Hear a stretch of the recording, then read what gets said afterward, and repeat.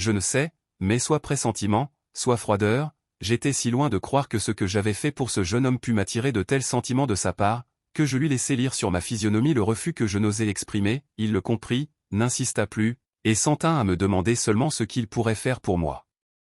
Monsieur, lui dis-je, si réellement mon procédé n'est pas sans mérite à vos yeux, je ne vous demande pour toute récompense que de me conduire avec vous à Lyon, et de m'y placer dans quelque maison honnête, où ma pudeur n'est plus à souffrir. Vous ne sauriez mieux faire, me dit Saint-Florent, et personne n'est plus en état que moi de vous rendre ce service, j'ai 20 parents dans cette ville. Et le jeune négociant me pria de lui raconter alors les raisons qui m'engageaient à m'éloigner de Paris, où je lui avais dit que j'étais né. Je le fis avec autant de confiance que d'ingénuité. Oh! Si ce n'est que cela, dit le jeune homme, je pourrais vous être utile avant d'être à Lyon, ne craignez rien, Thérèse, votre affaire est assoupie, on ne vous recherchera point, et moins qu'ailleurs assurément dans l'asile où je veux vous placer. J'ai une parente auprès de Bondy, elle habite une campagne charmante dans ses environs, elle se fera, j'en suis sûr, un plaisir de vous avoir près d'elle, je vous y présente demain. Rempli de reconnaissance à mon tour, j'accepte un projet qui me convient autant, nous nous reposons le reste du jour à Luzarches, et le lendemain nous nous proposâmes de gagner Bondy, qui n'est qu'à 6 lieues de là. Il fait beau, me dit Saint-Florent, si vous me croyez, Thérèse, nous nous rendrons à pied au château de ma parente, nous y raconterons notre aventure, et cette manière d'arriver jettera, ce me semble, encore plus d'intérêt sur vous. Bien éloigné de soupçonner les desseins de ce monstre et d'imaginer qu'il devait y avoir pour moi moins de sûreté avec lui que dans l'infâme compagnie que je quittais, j'accepte tout sans crainte, comme sans répugnance, nous dînons, nous soupons ensemble, il ne s'oppose nullement à ce que je prenne une chambre séparée de la sienne pour la nuit, et après avoir laissé passer le grand chaud, sur à ce qu'il dit que 4 ou 5 heures suffisent à nous rendre chez sa parente, nous quittons Luzarches et nous nous cheminons à pied vers Bondy.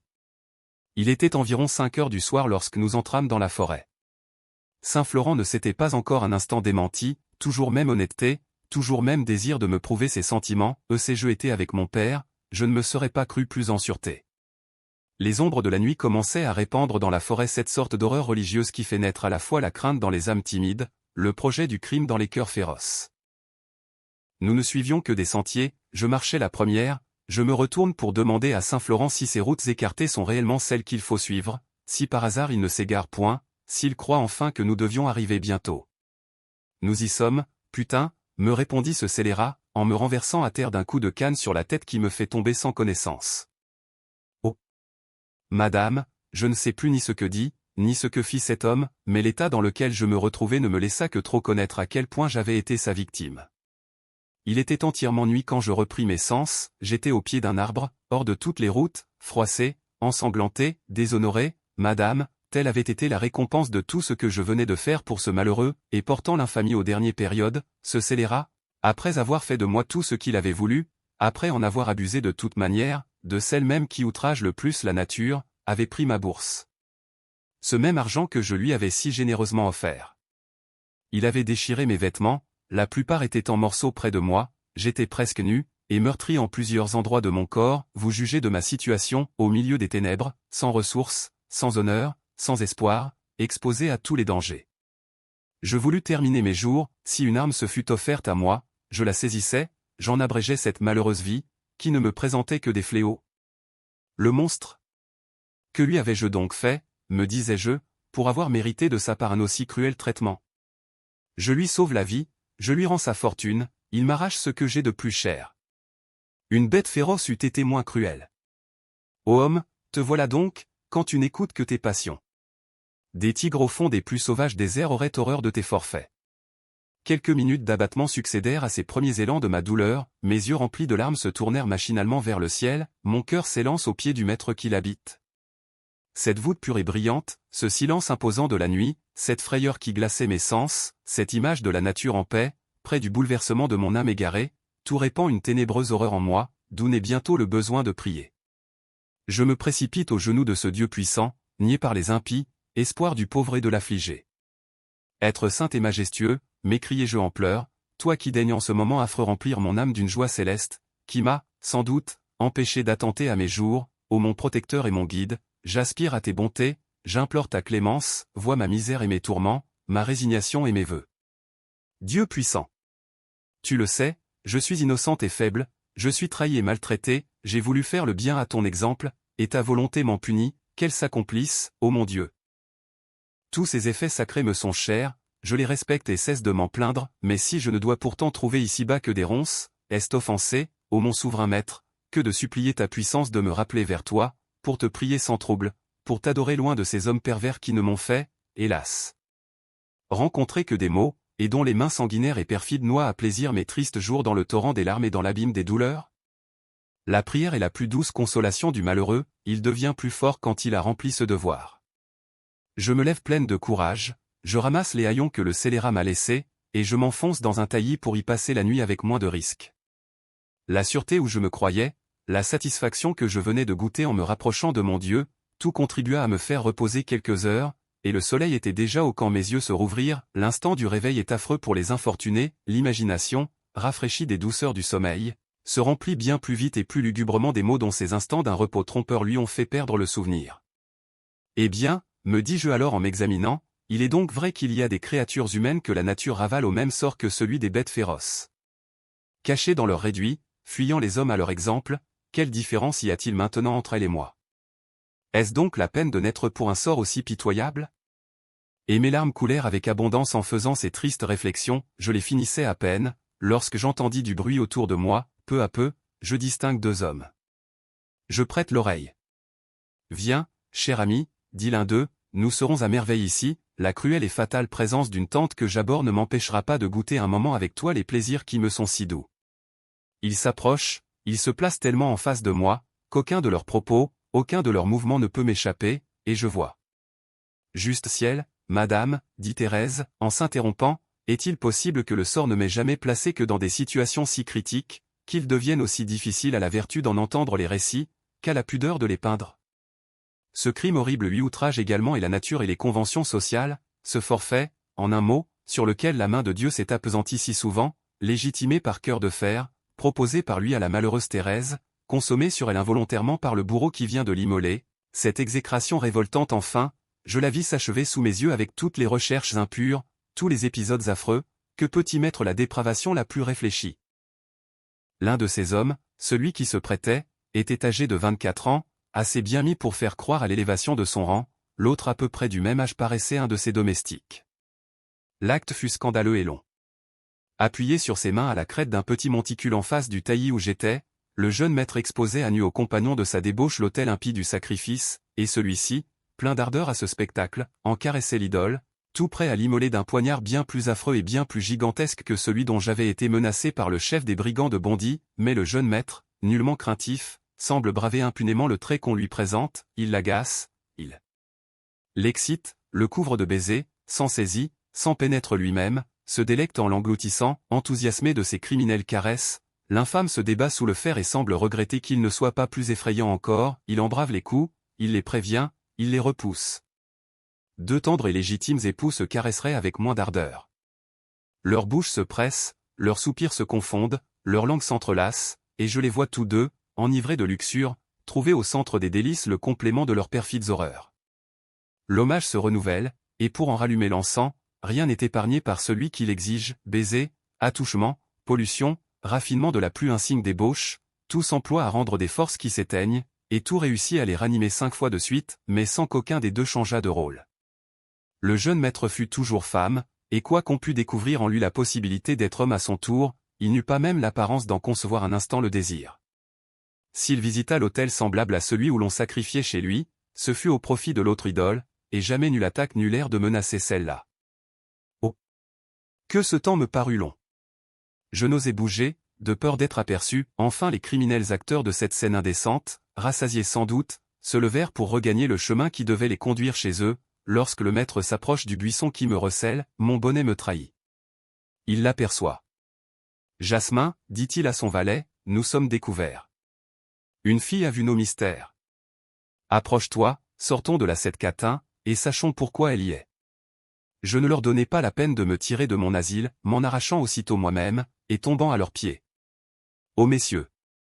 m'écriai-je, en étendant les bras vers eux, daignez avoir pitié d'une malheureuse dont le sort est plus à plaindre que vous ne pensez, il est bien peu de revers qui puissent égaler les miens, que la situation où vous m'avez trouvé ne vous fasse naître aucun soupçon sur moi, elle est la suite de ma misère, bien plutôt que de mes torts. Loin d'augmenter les maux qui m'accablent, veuillez les diminuer en me facilitant les moyens d'échapper aux fléaux qui me poursuivent. Le comte de Bressac, c'était le nom du jeune homme, entre les mains de qui je tombais, avec un grand fond de méchanceté et de libertinage dans l'esprit, n'était pas pourvu d'une dose très abondante de commisération dans le cœur.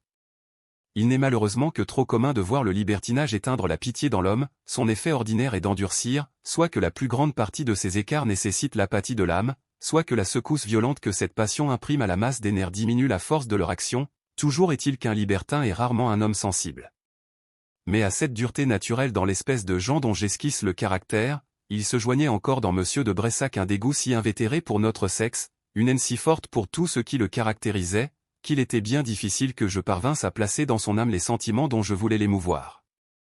Tourterelle des bois, me dit le comte avec dureté, si tu cherches des dupes, adresse-toi mieux, ni mon ami, ni moi, ne sacrifions jamais au temple impur de ton sexe, si c'est l'aumône que tu demandes, cherche des gens qui aiment les bonnes œuvres, nous n'en faisons jamais de ce genre.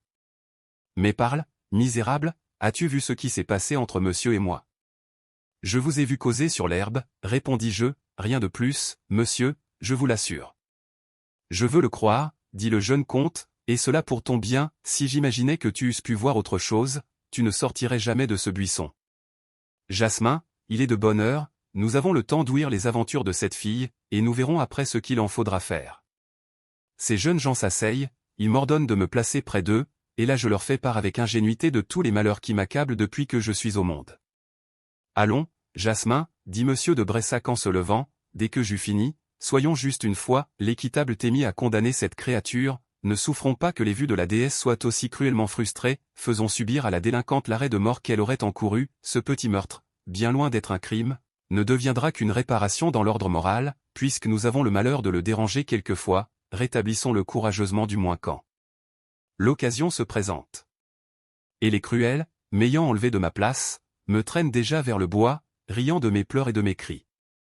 Lions-là par les 4 membres à 4 arbres formant un carré long, dit Bressac, en me mettant nu.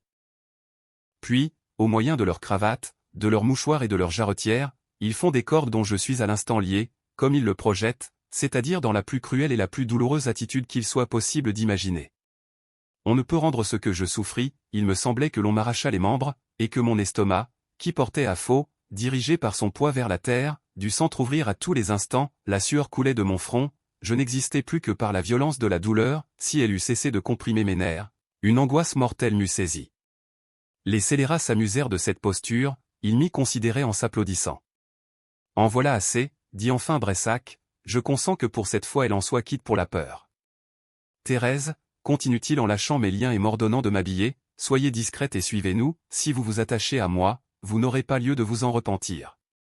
Il faut une seconde femme à ma tante, je vais vous présenter à elle, sur la foi de vos récits, je vais lui répondre de votre conduite, mais si vous abusez de mes bontés, si vous trahissiez ma confiance, ou que vous ne vous soumissiez pas à mes intentions, regardez ces 4 arbres, Thérèse, regardez le terrain qu'ils enseignent, et qui devait vous servir de sépulcre, souvenez-vous que ce funeste endroit n'est qu'à une lieue du château où je vous conduis, et qu'à la plus légère faute, vous y serez aussitôt ramené. À l'instant j'oublie mes malheurs, je me jette aux genoux du comte, je lui fais, en larmes, le serment d'une bonne conduite, mais aussi insensible à ma joie qu'à ma douleur.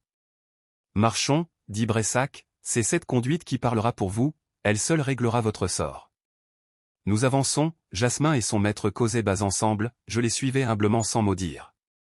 Une petite heure nous rend au château de madame la marquise de Bressac, dont la magnificence et la multitude de valets qu'il renferme me font voir que quelque poste que je doive remplir dans cette maison, il sera sûrement plus avantageux pour moi que celui de la gouvernante en chef de monsieur du Harpin.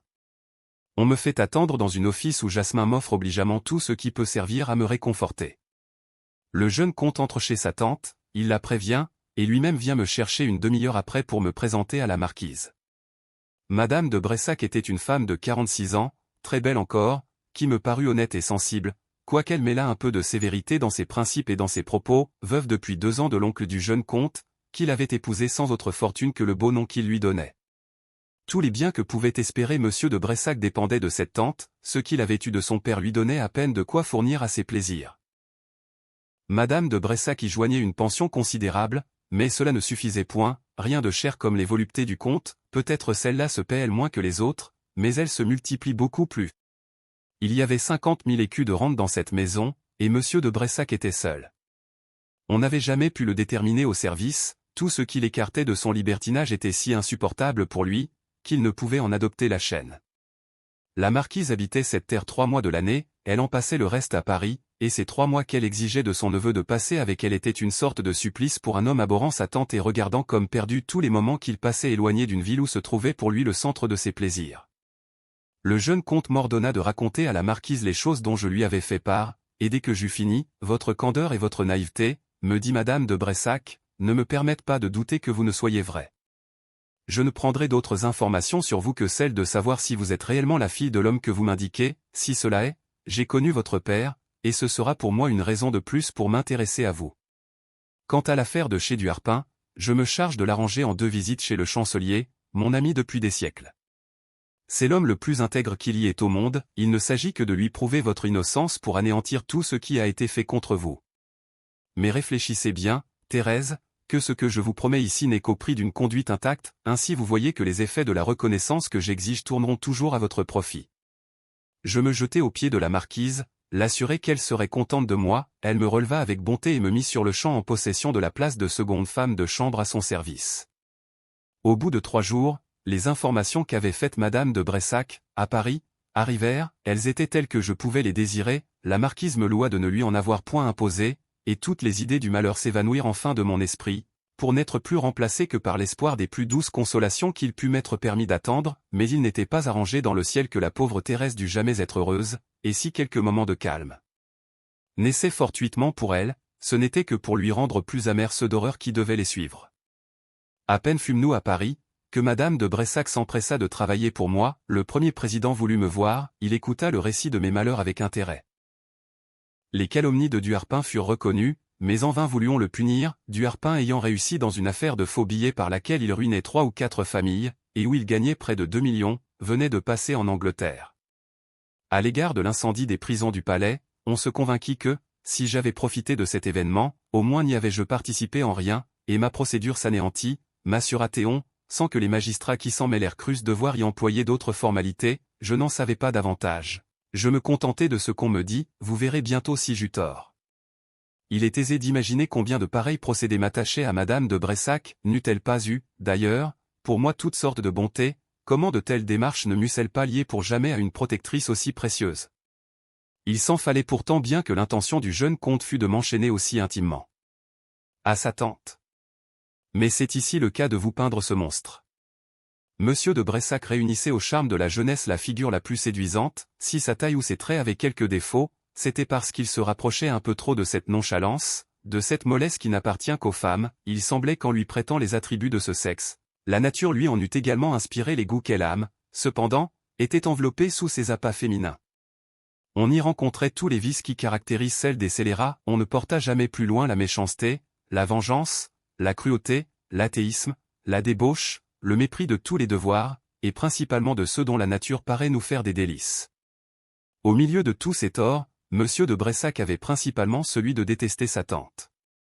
La marquise faisait tout au monde pour ramener son neveu au sentier de la vertu, peut-être y employait-elle trop de rigueur, il en résultait que le comte, plus enflammé par les effets mêmes de cette sévérité, ne se livrait à ses goûts que plus impétueusement encore, et que la pauvre marquise ne retirait de ses persécutions que de se faire haïr davantage. Ne vous imaginez pas, me disait très souvent le comte, que ce soit d'elle-même que ma tante agisse dans tout ce qui vous concerne, Thérèse, croyez que si je ne la persécutais à tout instant, elle se ressouviendrait à peine des soins qu'elle vous a promis. Elle vous fait valoir tous ses pas, tandis qu'ils ne sont que mon seul ouvrage, oui, Thérèse, oui, c'est à moi seul que vous devez de la reconnaissance, et celle que j'exige de vous doit vous paraître d'autant plus désintéressée que quelque jolie que vous puissiez être, vous savez bien que ce n'est pas à vos faveurs que je prétends. Non, Thérèse, les services que j'attends de vous sont d'un tout autre genre, et quand vous serez bien convaincue de ce que j'ai fait pour votre tranquillité, j'espère que je trouverai dans votre âme ce que je suis en droit d'en attendre. Ces discours me paraissaient si obscurs que je ne savais comment y répondre, je le faisais pourtant à tout hasard, et peut-être avec trop de facilité. Faut-il vous l'avouer? Hélas. Oui, vous déguiser mes torts serait tromper votre confiance et mal répondre à l'intérêt que mes malheurs vous ont inspiré. Apprenez donc, madame, la seule faute volontaire que j'ai à me reprocher. Que dis-je une faute? Une folie, une extravagance, qui n'eut jamais rien d'égal, mais au moins ce n'est pas un crime, c'est une simple erreur, qui n'a puni que moi, et dont il ne paraît point que la main équitable du ciel ait dû se servir pour me plonger dans l'abîme qui s'ouvrit peu après sous mes pas. Quels qu'eussent été les indignes procédés du comte de Bressac pour moi, le premier jour où je l'avais connu, il m'avait cependant été impossible de le voir sans me sentir entraîné vers lui par un mouvement de tendresse que rien n'avait pu vaincre. Malgré toutes mes réflexions sur sa cruauté, sur son éloignement des femmes, sur la dépravation de ses goûts, sur les distances morales qui nous séparaient, rien au monde ne pouvait éteindre cette passion naissante, et si le comte m'eût demandé ma vie, je la lui aurais sacrifiée 1000 fois. Il était loin de soupçonner mes sentiments.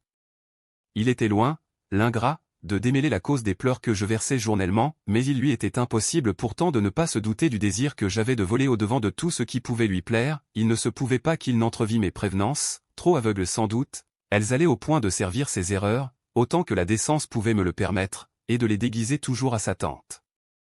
Cette conduite m'avait en quelque façon gagné sa confiance, et tout ce qui venait de lui m'était si précieux, je m'aveuglais tellement sur le peu que m'offrait son cœur, que j'eus quelquefois la faiblesse de croire que je ne lui étais pas indifférente.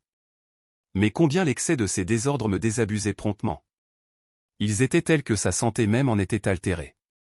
Je prenais quelquefois la liberté de lui peindre les inconvénients de sa conduite, il m'écoutait sans répugnance, puis finissait par me dire qu'on ne se corrigeait pas de l'espèce de vice qu'il chérissait. « Ah, Thérèse, s'écria-t-il un jour dans l'enthousiasme, si tu connaissais les charmes de cette fantaisie, si tu pouvais comprendre ce qu'on éprouve à la douce illusion de n'être plus qu'une femme. Incroyable égarement de l'esprit. On abhorre ce sexe et l'on veut l'imiter. Ah, qu'il est doux d'y réussir, Thérèse, qu'il est délicieux d'être le catin de tous ceux qui veulent de vous, et, portant sur ce point, au dernier épisode, le délire et la prostitution, d'être successivement dans le même jour la maîtresse d'un crocheteur, d'un marquis, d'un valet, d'un moine, d'en être tour à tour chérie, caressée, jalousée, menacée, battue, tantôt dans leurs bras victorieux, et tantôt victime à leurs pieds, les attendrissant par des caresses, les animant par des excès. Oh! Non, non, Thérèse, tu ne comprends pas ce qu'est ce plaisir pour une tête organisée comme la mienne. Mais, le moral à part, si tu te représentais quelles sont les sensations physiques de ce divin goût.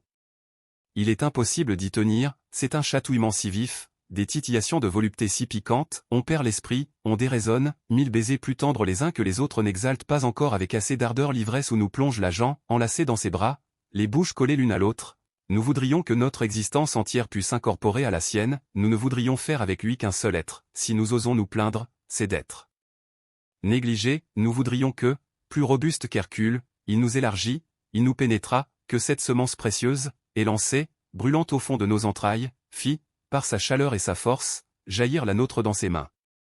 Ne t'imagine pas, Thérèse, que nous soyons faits comme les autres hommes, c'est une construction toute différente, et cette membrane chatouilleuse qui tapisse chez vous le temple de Vénus, le ciel en nous créant en orna les autels où nos céladons sacrifient, nous sommes aussi certainement femmes là que vous l'êtes au sanctuaire de la génération, il n'est pas un de vos plaisirs qui ne nous soit connu, pas un dont nous ne sachions jouir, mais nous avons, de plus, les nôtres, et c'est cette réunion délicieuse qui fait de nous les hommes de la terre les plus sensibles à la volupté, les mieux créés pour la sentir, c'est cette réunion enchanteresse qui rend impossible la correction de nos goûts, qui ferait de nous des enthousiastes et des frénétiques, si l'on avait encore la stupidité de nous punir, qui nous fait adorer, jusqu'au cercueil enfin, le Dieu charmant qui nous enchaîne.